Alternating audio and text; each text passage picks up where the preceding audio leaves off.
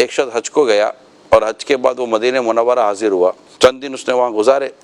ایک دن آرام کر رہا تھا, اچانک اس کی آنکھ کھلی تو وہ اپنا سامان تلاش کرنے لگا, تھیلا وغیرہ جو تھا. اب اس سے کہیں ایک شخص جاتا ہوا نظر آیا, اس نے شور مچا دیا کہ یہی چور ہے, یہی چور ہے, یہی چور ہے.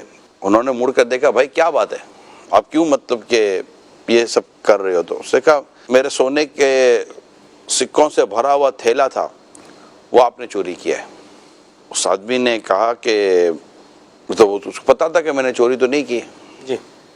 اب تو انہوں نے ان کو ساتھ لیا اور اپنے گھر لے گئے اور اس کے جو بھی مطلب جتنے سکے تھے جی.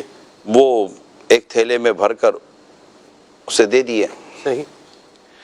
وہ جب واپس اپنے گھر پہنچا تو اسے اس کا وہ سونے کا جو سکوں سے بھرا ہوا جو تھیلا تھا تو گھر میں ملا.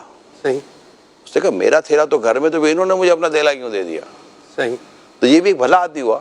جی بالکل. تو وہ دوبارہ ان کے گھر گیا, کہا کہ حضور یہ جو آپ نے جو مجھے جو تھیلا دیا ہے یہ تو مطلب غلط فہمی ہو گئی تھی, اور میرا تھیلا تو میرے گھر پر تھا, آپ نے مجھے یہ سونے کے سکوں سے بھرا ہوا تھیلا دے دیا.